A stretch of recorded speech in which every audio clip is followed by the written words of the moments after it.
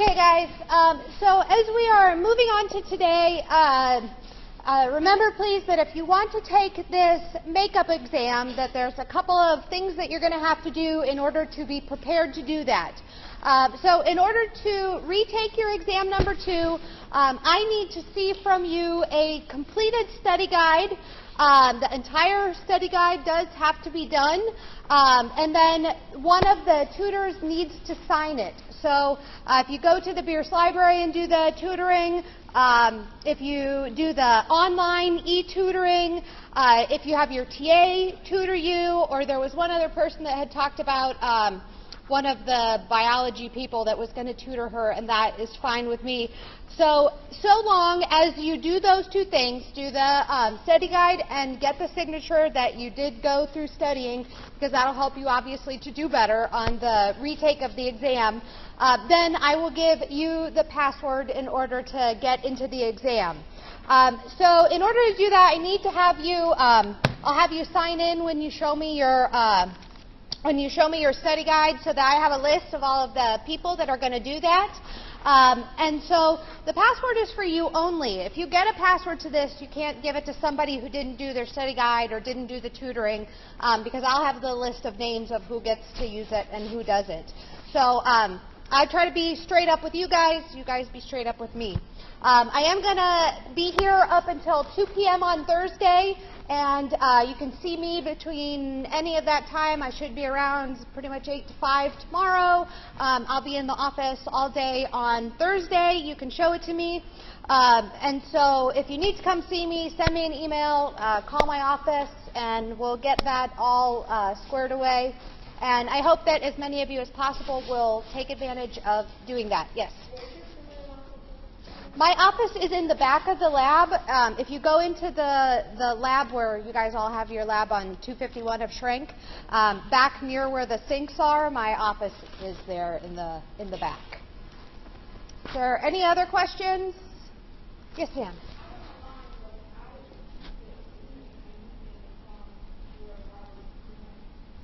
How do you get it?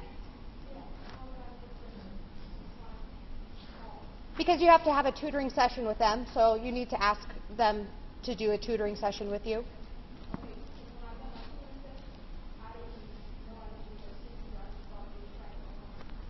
They do for the e-tutoring, but for the tutoring in otherwise, I don't get any list of that. So if you did the e-tutoring, you should be okay. Yeah. Yes, ma'am. Yes, we'll still have an assignment on Thursday. This is extra. This is, if you're going to make it up, you're going to make it up, but we'll still have something to do on Thursday. Yes. Anything else before I move on? All right. If you have any further questions about that, please let me know. So we are going to continue on today talking about, if I can get my crazy computer to work. So when we looked at the videos that we looked at last Thursday, we looked a little bit about how the blood types are configured and how we figure out what our blood types are. So I think that we went through that kind of in detail. I'll move on from that one. So then one of the next things that we're going to move on to talk about is traits that are controlled by multiple genes. So traits being these physical appearances or these physical characteristics being controlled by multiple genes, so they're called multi-gene traits. A good example of that would be something like height. So if you are born to two parents who are very, very short, you're also usually going to be very, very short. If you're born to one very tall and one very short parent, it can wildly vary. And there's all these different ways that people talk about, well, how do you know how tall your baby is going to be? And so there's lots of old wives' tales that talk about how we can predict things like height, predict things like weight. But when you have things that are controlled by multiple genes, it's often not that simple to be able to figure it out. So this one that I put up here, old wives' tale, suggests that if a baby is a boy, you add 5 inches to the mother's height and then average that with the father's height, or if it's a girl, subtract 5 inches from the father's height and average it. So then sometimes they also take the child's height at 2 years and double it. And if any of you have children, you've probably wondered if you're going to have a tall child or a short child, because somebody like me, I'm 5'4", my kiddo's dad is 5'10", but my dad was 6'2". So whose height is my kiddo going to be more like, because he is a boy? And those things are going to be influenced by multiple genes. And so what we also sometimes call that is a polygenic trait. Polygenic trait is a trait that is influenced by many genes. And so something like skin color naturally, not like your skin color if you go out and tan, or your skin color at the end of the winter, but your natural skin color is actually mind-blowingly complicated, because as you know, it's not just we have one color skin or the other. It's not light or dark. There's this whole blend of different colors that are in between, and it is also controlled by multiple traits that come from multiple places. It's not all controlled by one gene, and it's often controlled and influenced by things such as the environment. So a polygenic trait is something that is never just one or the other. It's not like pea plants, where we have tall plants or short plants. We have this gradient that is all these different things in between, and it is mind-blowingly complicated.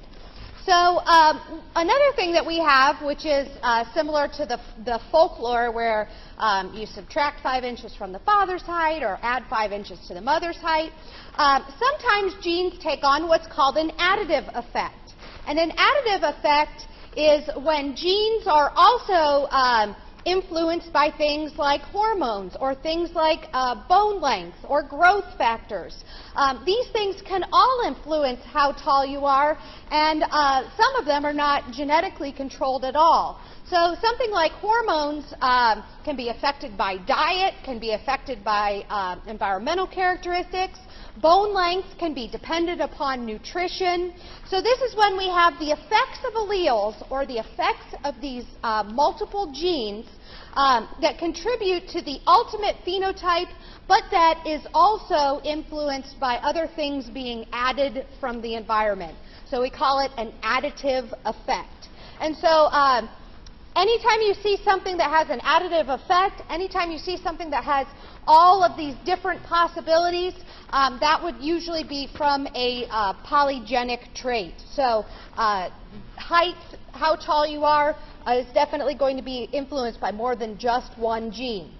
So another thing that is influenced by genes are things like autism. So some of you may have heard of the controversy surrounding autism and vaccines. That often tends to pop up at this time of year because vaccines are something that you're always offered, like flu shots. If you take a flu vaccine, could that end up hurting you? And then when you go about having children, you're going to be told by the doctors that there are certain vaccines that your children need to have. And so one of the conversation topics that always pops up is autism.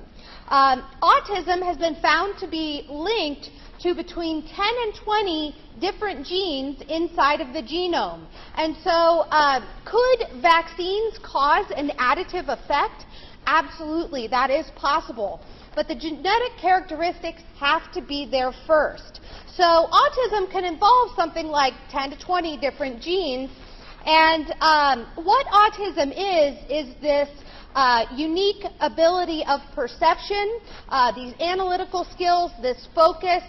Sometimes the way that parents see autism being manifested is that their baby will go from talking and expressing himself to suddenly losing that ability to talk, or suddenly having fits where they are very, very focused and unable to be unfocused. And so what scientists have found is that in some populations of people, autism is more prevalent. And so what we call this is, we call this pleiotropy. Pleiotropy is when we have one gene that is influencing multiple things.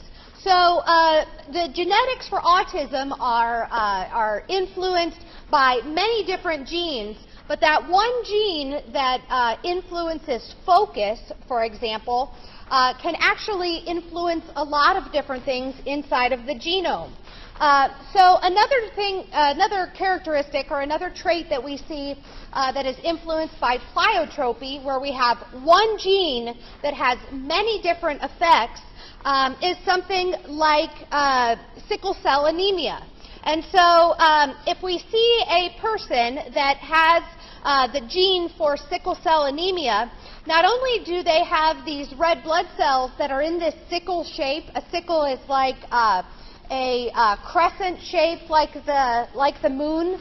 So we see these sickle-celled blood cells, and these blood cells cannot properly carry oxygen. So when somebody has sickle cell anemia, often leads to fatigue, and it's often found more characteristically in people that come from South America, where they see these malaria outbreaks. So somebody that has sickle cell anemia will also not be able to develop this malaria parasite inside of their bloodstream. And so something that is very bad for a person, like having sickle cell anemia, is actually very good for people who are living in an area where malaria is very prevalent, because it'll make it so that they don't get sick and die of malaria. So then we start to see, as these genes are passed along from parent to offspring, that when we live in areas like here in Northeast Ohio, where we don't have malaria outbreaks, we see that sickle cell anemia takes over and causes all of these bad effects because it's not taking care of the malaria parasite in an area where it tends to have outbreaks. So somebody with no sickle cells but does not have sickle cell anemia is also not susceptible to malaria. So this one gene controls not only the sickle cells, it also controls the hospitability, or the ability to contract malaria. So just like we saw right here with sickle cell anemia, we also see that, if I can go back, my computer is moving really, really slow today, which may end up being a bad thing for me. Oh, didn't like that, huh? Oh. So where we see something like autism, we also see things like this sickle cell anemia being controlled by one gene but controlling multiple things. So in autism, we often tend to see that. Let me move on to the. Oh, that slide must come up a little bit later. I'll come back to autism in just a minute. But we have another gene, one which is actually really heavily studied here at the University of Akron, which is the SRY gene. If you ever go walk through the biology building, there's all kinds of posters up about the SRY gene. And that is the sex-determining region of the Y chromosome. And what it does is it causes fetal gonads to develop as testes shortly after fertilization. And then after this secretion of testosterone, we also see other developmental changes that are occurring. So one gene is going to do multiple things. In this case, the one gene, the SRY gene, causes the fetal gonads to develop. So what that means is this is what causes boys to start developing testes. But then it also controls other things that are going to happen down along the line further after the testes have already been developed, like certain types of hormones, the hormones that make boys go through puberty.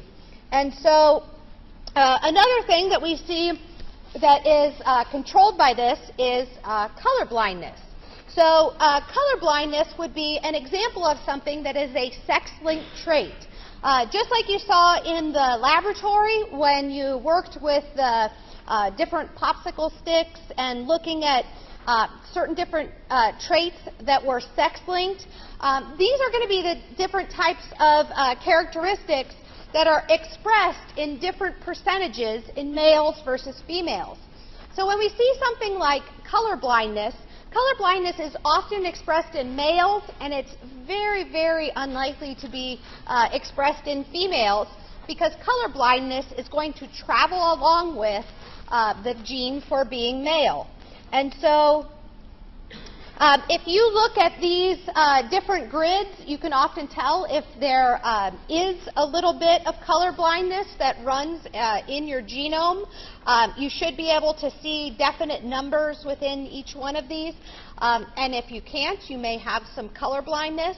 And so if I were to go around and poll the class, how many of you have color blindness or not? Usually what we see is that there are a lot more males than females that are going to have color blindness. So is there anybody in here that knows that they are colorblind? Wow. That's actually pretty wild. I don't think I've ever had a class where I've ever had anybody that's not been colorblind. It's usually a lot more prevalent than that. It's about 10% of the population, 10% of the males and 1% of females. So in a class of 100, or maybe we are dwindling to less than 100. So if a man is colorblind, did he inherit this condition from his mother, from his father, or from both parents? What do you think? Okay, so it seems to make sense that if you are male and you have color blindness, that would have come from your father. Here's how color blindness actually works. So color blindness is a sex-linked trait. Sex-linked trait is carried on the X chromosome, so that should already start to give it away if you know what the X chromosome does. So women carry 2 copies of this X chromosome, and men only have 1 copy of the X chromosome. And so the genes with the instruction for light sensitivity are carried on the X chromosome.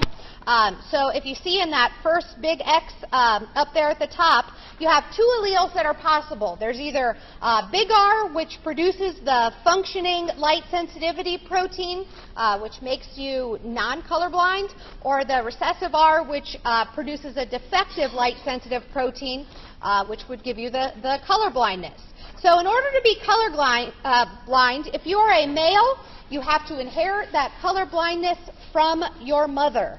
That is because that gene is not carried on the Y chromosome. So if you have a Y chromosome, you have to have automatically 1 defective X chromosome, and so you had to have gotten that from your mother. If you are a woman and you are colorblind, you basically have 2 chances not to be colorblind. You get the X from your mother, and you also get another X from your father. So you are female, you're going to be inheriting that from both of your parents, and that is very, very highly unlikely. So if you look down at the bottom, in order to have normal vision, the male must inherit the normal colorblind producing protein from his mother. The female can get the normal protein from either her mother or her father, and it's very likely that if she got it from one, she's not going to get it from the other one. So men only get 1 chance to inherit the right gene, and if they don't get it from their mother, then that's why they could end up having color blindness. So that's the end of talking about genes. We're now going to move on to Chapter 8, which is talking a little bit about evolution and natural selection. And this is actually my favorite part of biology, so if I sound really excited about this, I guess you will know why. So you should have talked a little bit about Darwin in the evolution lab, which was Lab 8 that you did in your laboratory with your teaching assistant. And they talk a little bit about feeding appendages and food, and about strategies to be able to get the most food, or strategies of the food or the prey in order to blend into the background. And so when Darwin came about studying natural selection, as he did about 150 years ago, this was a very dangerous idea at that time, because evolution was completely frowned upon. It was completely not accepted as far as religion went. And so we're going to talk a little bit about how that ended up coming about.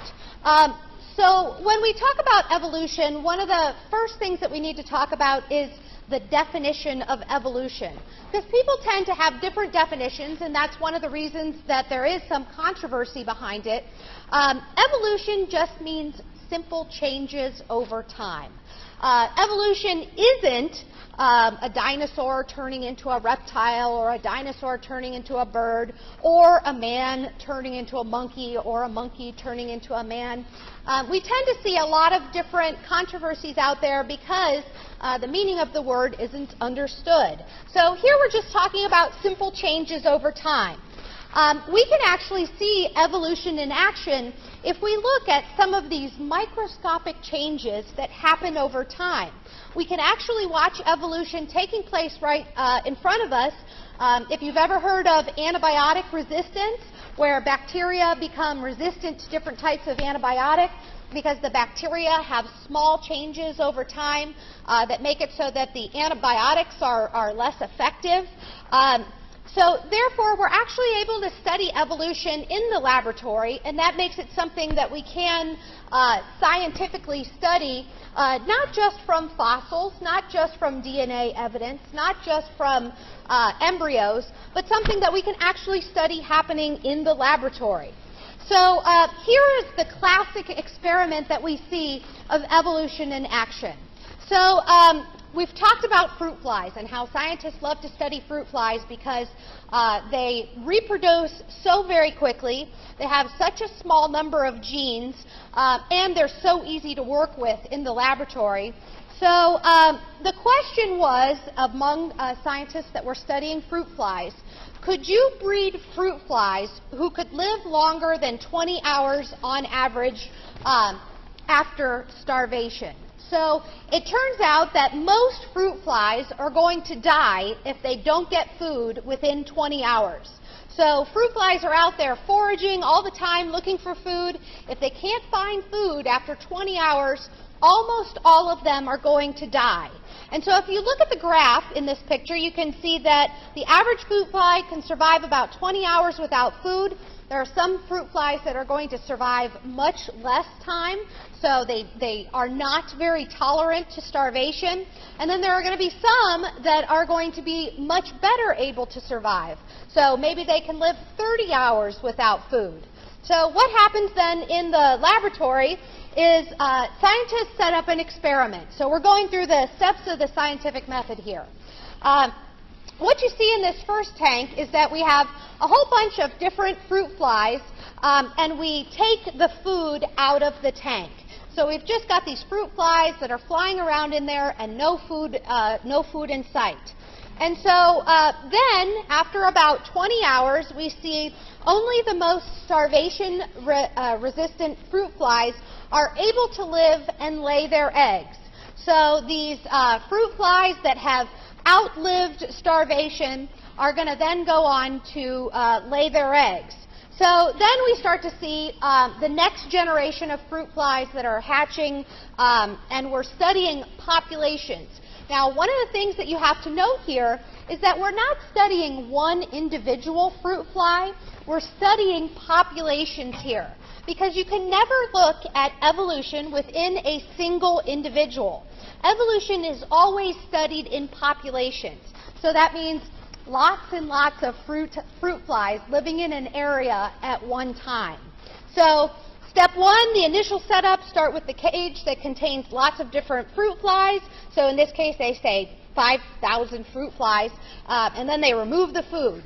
The next thing that happens is that they wait until 80% of the fruit flies starve to death, and then they put the food back in the cage. They record the flies that survived, and the flies start laying the eggs. So then they have a new generation. And the ones that have survived long enough to pass on their genes to their offspring in order to lay these eggs are going to be the ones that then survive and pass on their genes. And so What we will see then is that we will have a batch of fruit flies that's able to survive longer. So that when these eggs hatch, do you think that the flies in this new generation will live longer than 20 hours without food? What do you think? Okay, so people right up in the front said they think that they will live longer. So here's what we see actually happening. If I were to ask you a question like this on your next exam, not on exam number 2 because that one's in the past, but on exam number 3. If I were to say we have a population of fruit flies who were starved until 80% of the flies had died. The remaining flies were fed and offspring were produced. What do you expect to see in the next generation if you repeated this experiment? Would you see more flies alive after 20 hours? Fewer flies alive after 20 hours? Fruit flies fed after 80% of the population is dead will lay more eggs? Or no change in the fruit flies? What do you think you would see? Okay, so I heard about 3 different things. We will actually see more of the flies alive after 20 hours because what we've done is we've kept all the flies that were able to survive that long alive, and we don't know how long those flies could have continued to survive, but we kept the ones that had the most resistance to being starved alive, and then we bred them together. And so that gene, in order to keep them alive, is going to be passed along into the offspring. And so what we found is if we repeat that experiment many times, notice fruit flies don't live that long. I think they live something like 3 weeks. If we keep repeating this experiment over and over and over again, in the next generation we see starvation resistance of 20 hours. In the generation after that, generation 2, we see starvation resistance of about 23 hours. If we were to repeat this experiment 60 times, we could expect to see fruit flies that could survive up to 160 hours without any food. So what this shows is that over 60 generations of time, over 60 breedings, that these strongest genes will be able to survive and be passed along to offspring, and the ones that make it so that they can't survive, so that they can't live through this starvation, those genes will be bred out of the population. And so this is actually watching the evolution of a trait over time. Whereas we only saw at first them being able to live 20 hours, by the time we've gone through 60 generations, we will be able to see them live 160 hours.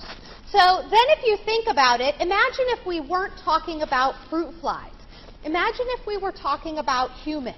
Imagine if we went through 60 generations of humans. I mean, usually we don't even think in that big of a scale. We may think back to our grandparents or our great-grandparents or our great-great-great-grandparents. Imagine if we went back 60 generations, how different humans would be at that time. Or if we went forward 60 generations. Imagine that the strongest genes are able to survive and reproduce, and then 60 generations later, we would have very different humans. If you think back to what humans used to be like in the 1700s, even just a couple or tens of generations ago. Back in the 1700s, if you've ever toured Ohio and you've seen like the farmhouses where they have the really short ceilings, it used to be that humans were a lot shorter than this. We've actually started to breed being taller into our gene code over time.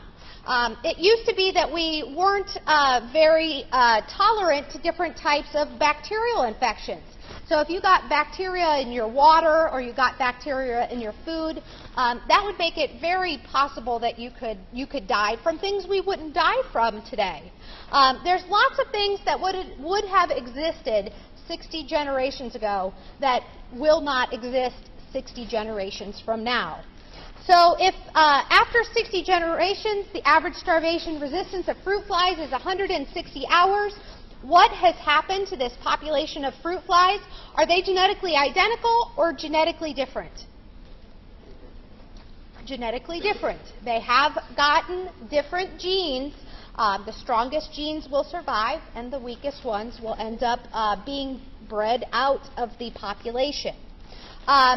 So what happened in this case? It was a case of evolution. Evolution is simply a genetic change in a population over time. Notice we never say change in an individual, but we say a change in a population. So then, what is natural selection?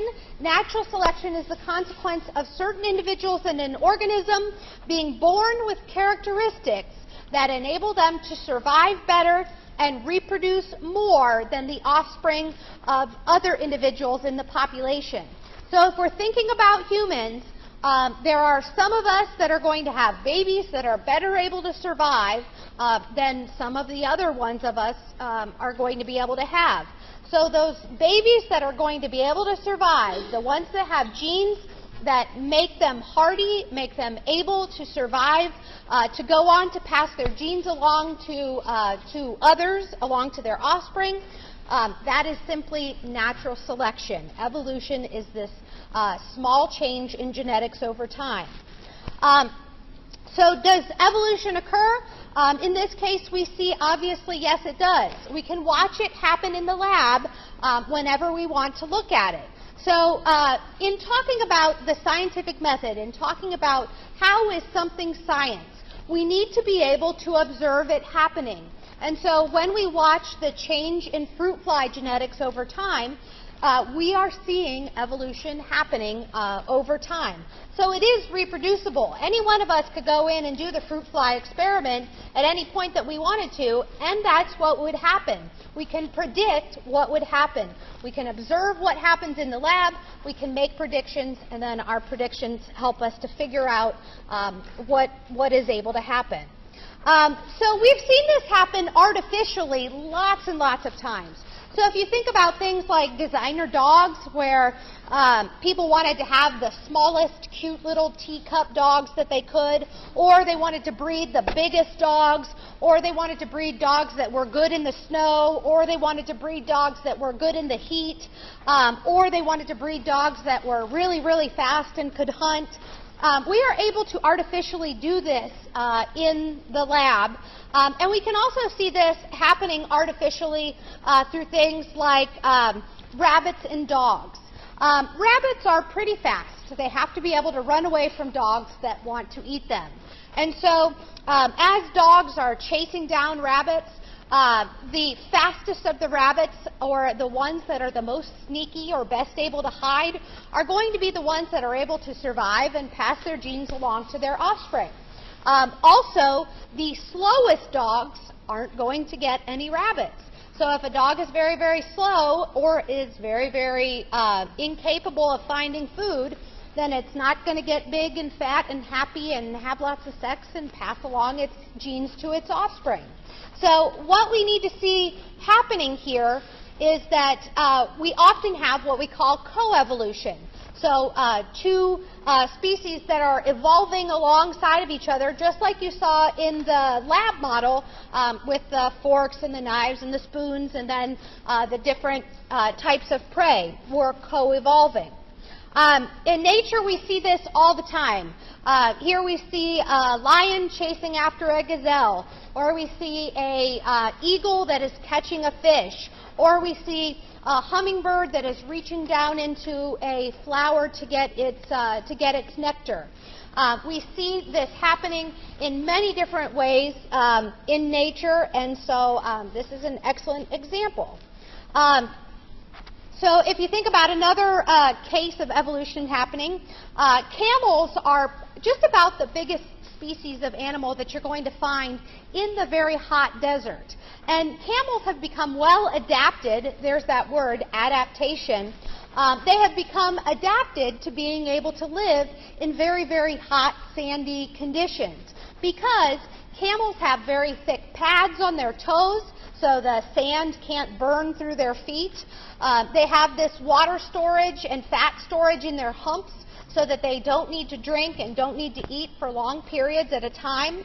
They have these very long eyelashes to keep the sand out of their eyes, and so they're able to travel in the desert for a very, very long time. And so the ones that are able to best travel in the desert and be able to survive the longest without food and water and survive the longest without their feet being burned are going to be the ones that survive and reproduce and pass along their genes to their offspring. So notice that I keep saying that over and over again. They're going to survive. They're going to mate. They're going to reproduce. They will be able to pass along their genes to their offspring. Because if you don't mate and reproduce and pass this along to your offspring, then there's no point in having those genes anyways. So these have to be passed along and sexually characterized. So how does evolution occur? We can study the way that evolution occurs in many, many different ways. We can look at different changes, which are often mutations. And usually when we think of mutations, we think of something really, really bad happening. A lot of mutations are so bad that the organism doesn't survive. But when mutations occur that just changes a little something that gives this species a better adaptation and being able to better reproduce than the other organisms, it's then able to pass along its genes to its offspring, and then that continues to occur generation after generation after generation. So evolution actually has 5 primary lines of evidence, which we'll be looking at coming up here in the next couple of slides. And we'll be talking a little bit about evolution by natural selection, which is also something that I hope that you have already looked at. You have already looked at Darwin a little bit in your laboratory, looked at his journey to the Galapagos Islands, and looked at how he came up with this idea of sexual selection via natural selection. And one of the characteristic organisms that he studied was the Galapagos tortoises, and then also the Galapagos finches are a great example of evolution in action.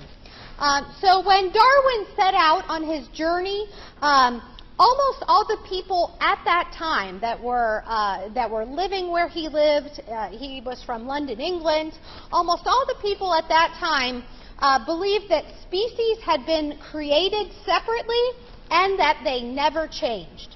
So imagine if we thought here in this room that all species had been created exactly the way that they were and that they never changed. So the people thought this at this time, and then Darwin goes out and he's confronted by evidence.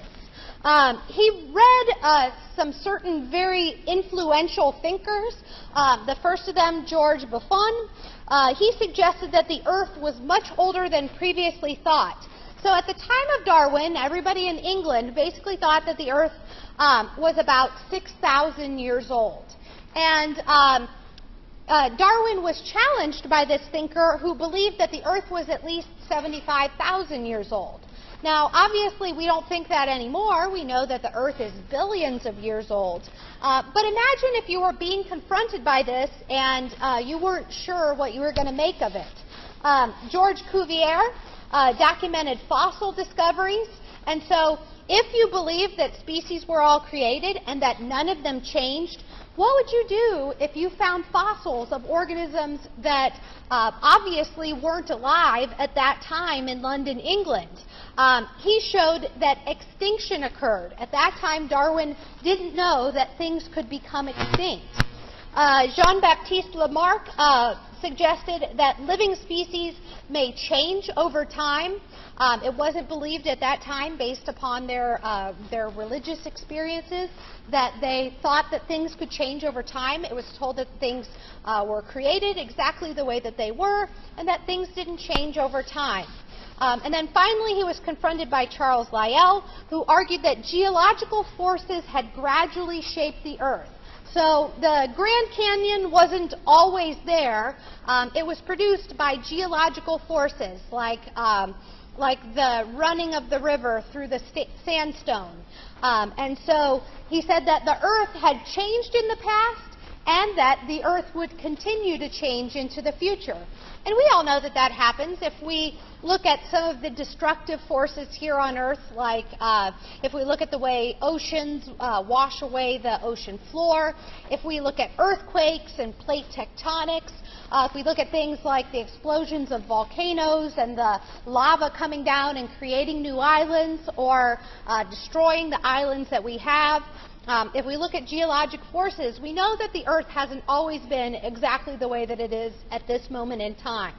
So Darwin, being confronted by all of these things, started to kind of have this aha moment where he said, I don't know that what we believe right now is the way that things really are. And he was really troubled by this. He was really bothered by these ideas.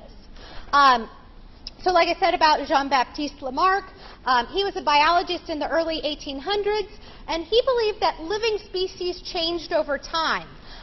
He thought that as organisms used their features, that they became more distinct. So Jean-Baptiste Lamarck was actually wrong. He proposed a theory that was wrong, but he proposed a theory that got Darwin thinking. So, like, for example, Jean-Baptiste Lamarck would have said that as whales swim in the ocean, they get bigger fins. As they use their fins more, the fins are going to become bigger. We know that that is not exactly true, that things change over time based on adaptations of the different organisms in the different environments. And whales are one of the really interesting cases that I'm not sure if is explained further in your book, and if it's not, then I'll explain it further coming up here. So Charles Lyell, notice that Darwin was not just influenced by other biologists, he was also influenced by people who were geologists, so people who studied rocks. Lyell wrote this book called The Principles of Geology, and he said that geological forces shaped the Earth and that they were continuing to do so. So things like plate tectonics, earthquakes, lava, eruptions, all these different things would happen very, very gradually, but very violently, and have this constant change in the Earth over time. As we all know, the Earth is not staying exactly the way that it is. If you've ever heard of the shifting of the continents, you know that we have things where sometimes our polar ice caps are going to melt. We have things like glaciers, which are moving about and shaping the landscape. We have forces like eruptions and volcanoes. We have the ocean that is a strong disruptive force. We have streams and rivers and lakes. All of these things are constantly shaping the landscape here on Earth. And so this is going to kind of parallel Darwin's idea of the changing of living species in response to the changing of the Earth. So as the Earth changes over time, so are the species going to change over time. So constantly changing, gradually evolving. It's happening very slowly, but it's happening very constantly. So we know that the Earth is constantly changing. If any of you guys have ever gone out and you've looked at some of the natural history here in Ohio, we weren't always covered by great big evergreen trees and giant maples and oaks. We used to have big lakes that were here in Ohio.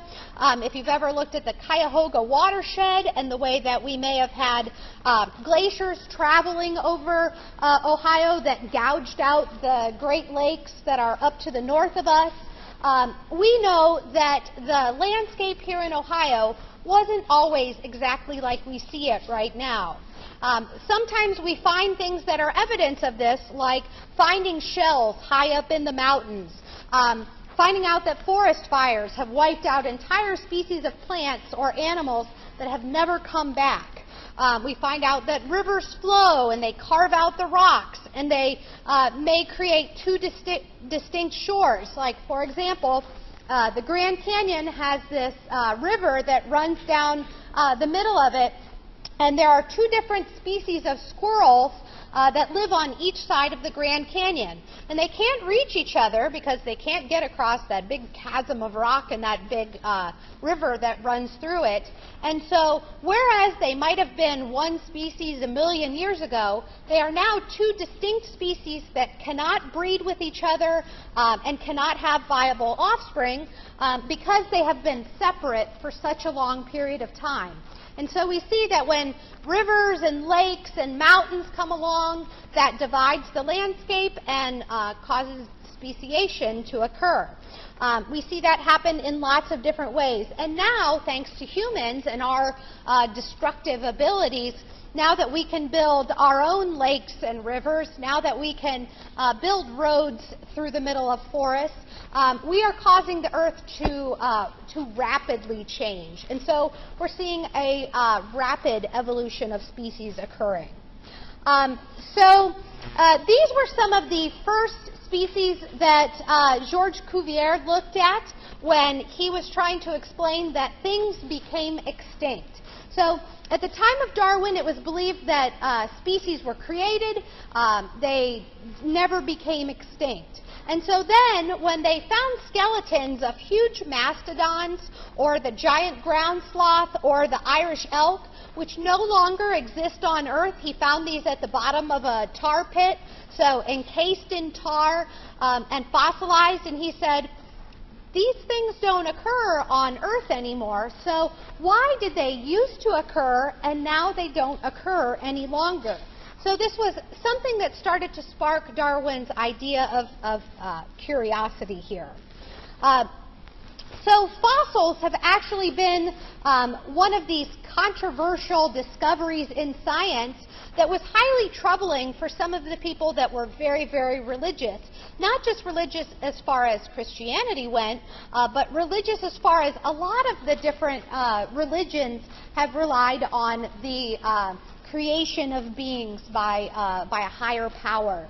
And so this was troubling for a lot of people who held very strong religious beliefs because fossils basically challenged their religious beliefs.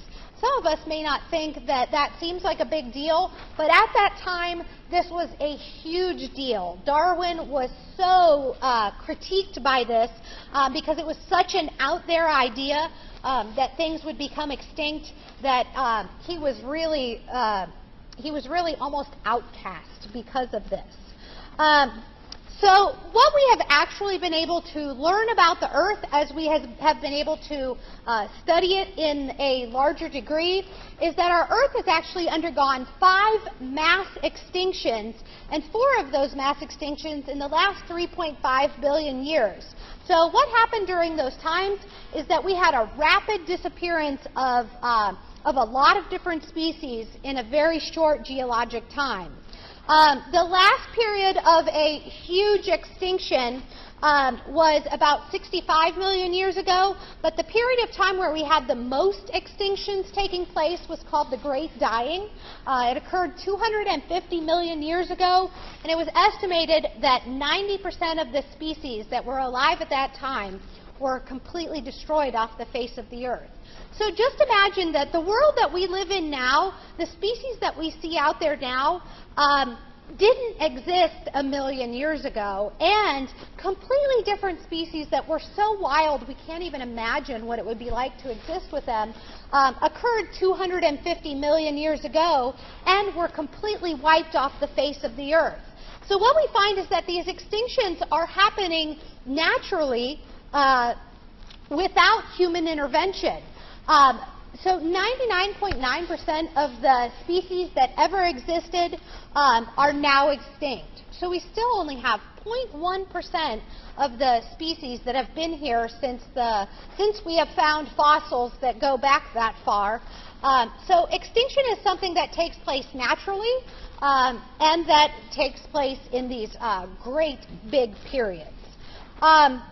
So that's where I'm going to end off for today. If you have a study guide to show me today, that's great. If you don't have it until tomorrow or Thursday, then bring it to me tomorrow or Thursday, and I'll get you your password and get signed off to you.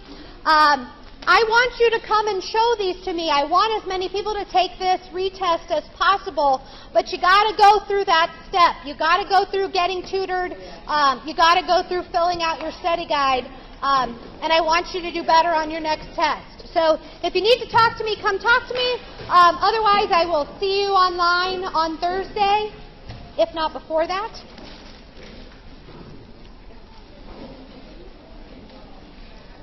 Yes, ma'am.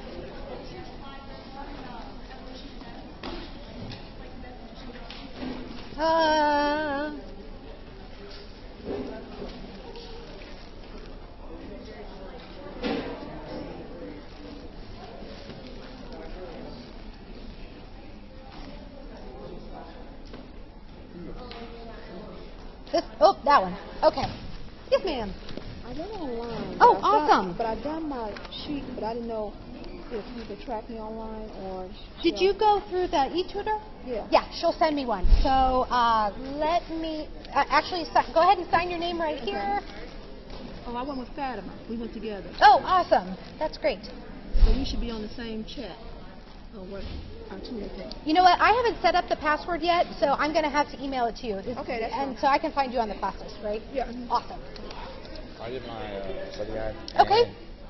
and I'm on the football team, and we have tutors in our... That's awesome. So is that okay? Yes, That works? sign in for me, and that is perfect. Okay. I don't have a Do pen. you have I'm sorry. Do you have a pen? No. Thank you. You got one? was absent Oh, okay. the whole weekend of the exam too. Oh, okay. So you're going to need to Thank you. you're going to need to get in here and take it for the first time, right? Yes. Okay. Why don't you go ahead and sign your name on here, and I'll send you the password too, so that you can go in and take it. All right. Yes. I wasn't able to get a appointment with a tutor until Thursday at 4:00. Okay. Then you can take it on. You can take the exam on Friday, right? Do you just want me to email the study guide? Yeah, that would be perfect. Yeah, that's great. Yes. Oh, yes. Then go ahead and sign in right here, and I will email you the password because I still have to set all of that up. Yes. Awesome. Great. My guy, we have a bunch of those too. I know, you talked to me about it. So go ahead and, my guy, go ahead and, your own person. He's my personal. He's your personal tutor. Yeah, go ahead and sign in. Make sure I can read it though, because I'm going to email I'm going to email you a password. Okay. Okay. Then I want you to sign in here too and make sure that I can read it, and then I can email you the password. Okay? Awesome. Great. Then same thing, just go ahead and sign in here and make sure I can read your name so that I can email you the password. Yeah, Thursday the 25th at 9 a.m. and it'll close on Friday the 26th at 4 p.m. Yes. I actually have no cards. Is that... Oh, yes, that's fine. Okay. Go ahead and sign in for me. Awesome. Yes, go ahead and sign in for me too. And I will email you the password. Yes, sir. No, go ahead. I'm waiting. Are you sure? Yeah. Oh, wait, I When we were might. talking about colorblindness before, I remember in a research paper I was reading on tetrachromacy, Uh-huh. and I was wondering if, I think it said, if your father on your mother's side had colorblindness, then you were more likely to have tetrachromacy, but Yeah. it only applies to females or something? Thank you. I'm not sure about that. I think it would apply more to males because it's passed along in, well, it would, if it's on your mother's side, it would be passed along in that X chromosome. And since males don't have or males do have that Y, they don't have the chance to have it covered up. And so it would actually affect males more than it would affect females. And so, do you have that in your family? No, it's like, I was just reading about it, and there were like a bunch of rare cases of it. and so- I know. There's some pretty wild cases out there. You know, that's why I don't know how tall my kiddo is going to be, because my dad is so tall, but my kiddo's dad is not tall. So it could be that he takes after my male side of my Genes that family. account for Yeah. And then, you know, also like he drinks milk, he's got good nutrition. Who knows what his hormones will be like? I mean, so, you know, we'll see those things passed along. So much environmental factors these days. So the things that are in our gene code are going to be amplified by all this stuff going on. So Variation of that's, survival. yeah, survival of the fittest. Yeah. I already showed you this, but Okay. I have a funeral to go to. My grandmother died yesterday Okay. in North Carolina, so I won't be able to take the test on Thursday or Friday. Okay. Is there anything else I can do to retake it or get some points or anything? If I set this up to go tonight, can you take it? I think, well, I have the lab until, I think, 8. Oh, okay. And you won't be here tomorrow? I leave tomorrow. to go to the funeral. Could you take it before you go, or are you going to be leaving? I'm leaving early in the morning. Okay. Because I can't open it up again without, because the computer lab's all funny about when you're allowed to open up things.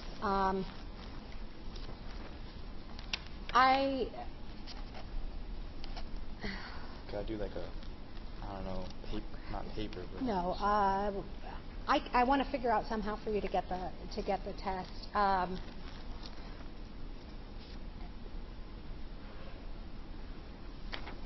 don't know. When can I get it? How do I get it in the computer lab at any other time than those times? When will you be back? Do you know? I get back Sunday night. Sunday night. Maybe I can open it up for you on the next Tuesday. That's fine. Okay. Yeah, that'll work. Okay, thank you. So, but you're gonna have to remind me. I will. So, send me an email on Tuesday, and I will Okay. get you taken care of. Okay. Because otherwise, I will forget. All But right. I'm sure you will remember. Okay, thank you. Okay. I Thank you. appreciate it. Sure.